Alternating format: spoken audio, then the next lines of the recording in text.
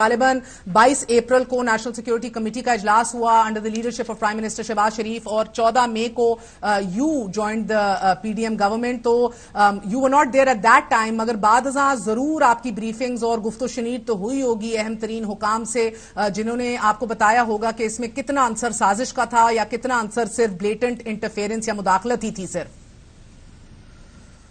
शुक्रिया मेहर। देखिए, मैं ऑब्वियसली बहुत कुछ उस वक्त हुआ जो मैंने भी देखा था, मैंने सुना भी था, मैंने उसमें कई ऐसी इंपॉर्टेंट मीटिंग में मैंने हिस्सा भी लिया था, तो वो डिटेल्स तो सामने नहीं आ सकती बिकॉज वो ऑफिशियल सीक्रेट्स एक्ट का मसला है। लेकिन मैं आपको इतना तो जरूर बता सकता हूं बिल्कुल दो टोक अल्फाज में कि वो मीटिंग्स जिनका बार बार पाकिस्तान तहरीक इंसाफ की क़यादत ने हवाला दिया और आज तक देते आ रहे हैं कि उन मीटिंग्स में, उन कमेटी मीटिंग्स में उनकी साजिशी बयानिए का जो है वो मुकम्मल तौर पर तायद की गई, ये सरासर गलत है। ऐसा नहीं है।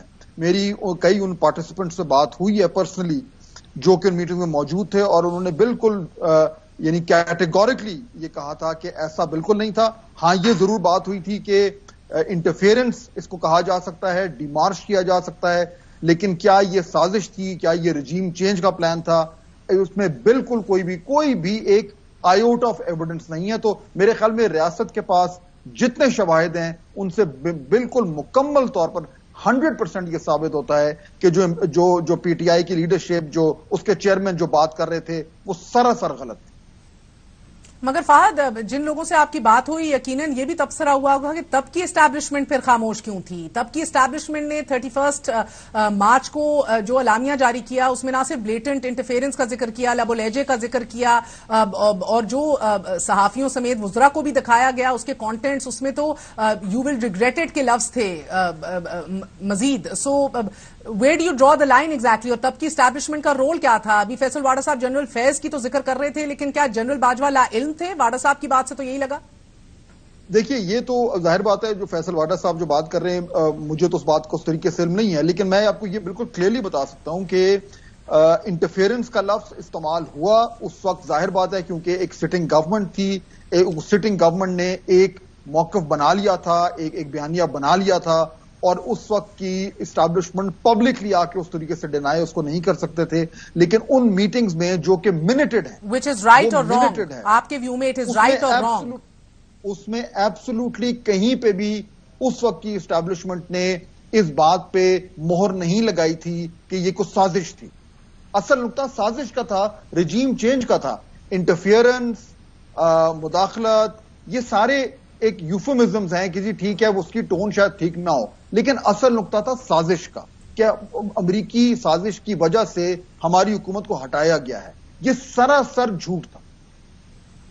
अच्छा काशिफ, अब दो किस्म के बयानियां सामने आ रहे हैं। एक तो अभी फैसल वाडा साहब ने कहा कि वो चंद घंटों में ही या दिनों के अंदर भी मंजर आम पर आ सकते हैं। वजीर दाखिला ने अभी ये बात कही कि उन्होंने खुद चल के गए मजिस्ट्रेट के पास, उसके बाद खुद चल के गए FIA तहरीर किया, बयान दिया, दस्तखत किए और अपने दोस्त के घर थे। बहुत सी मालूमात हैं, एक साइड कहती है लापता थे, कोई राब्ता नहीं था, दूसरी साइड कुछ और कह रही है।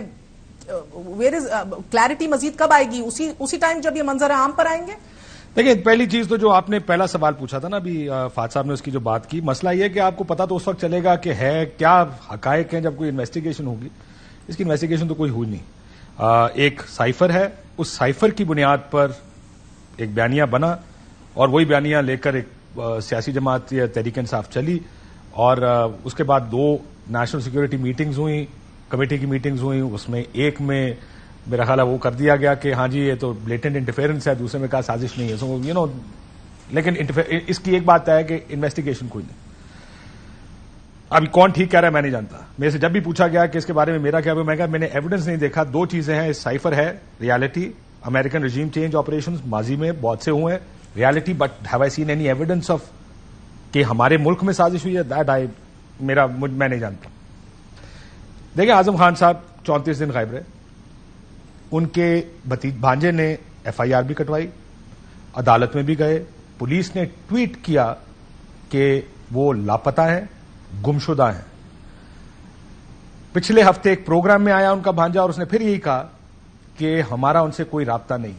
जितना मैंने देखा है माजी करीब में, इतवार को शहजाद इकबाल के प्रोग्राम में, जितना मैंने माजी करीब में देखा है بہت سے لوگ انڈر گراؤنڈ ہیں لیکن فیملی کو پتا ہوتا ہے کہ وہ کہاں ہیں اور اگر غائب بھی ہیں تو کہاں غائب ہیں. آپ کو ویئر اباؤٹ شاید نہ پتا ہو لیکن اتنا پتا ہوتا ہے کہ ہاں جی اپنی مرضی سے گئے ہیں کہیں انڈر گراؤنڈ ہوئے ہیں.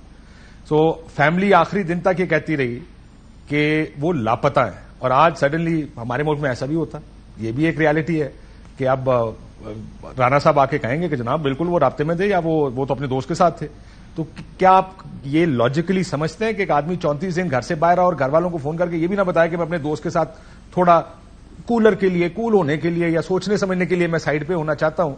وہ فیملی کو بتا کے بھی جا سکتے تھے لیکن فیملی کو ایسا نہیں پتا تھا. سو لیکن یہ بات میں دوسرا یہ بھی مانتا ہوں کہ یہ بیان دیکھیں, ایک تو جو بیان ہے وہ بیان یہی ہے کہ ان کو سیکنڈ پرسن اور تھرڈ کے طور پہ بتایا گیا ہے اس بیان میں, جو 2 صفحوں کا بیان سامنے آیا ہے کہ اعظم خان کو یہ بتایا گیا, اعظم خان نے یہ کہا, اعظم خان کو یہ بتایا گیا ایز پر اعظم خان ان کے مطابق. سو یہ ان کا ڈائریکٹ اقبالی بیان بھی نہیں, 164 کا بیان نہیں ہے یہ. سو اب دیکھتے ہیں کہ لیکن مجھے ان لائکلی لگتا ہے کہ بیان آ گیا ہو اور وہ کل آ کے مارکیٹ میں اس کو ڈینائی کر دیں, کل ایک پریس کانفرنس کریں میں نے تو اس طرح کا بیان نہیں دیا. سو مجھے یہ ان لائکلی لگتا ہے کہ اس طرح کا کچھ ہوگا.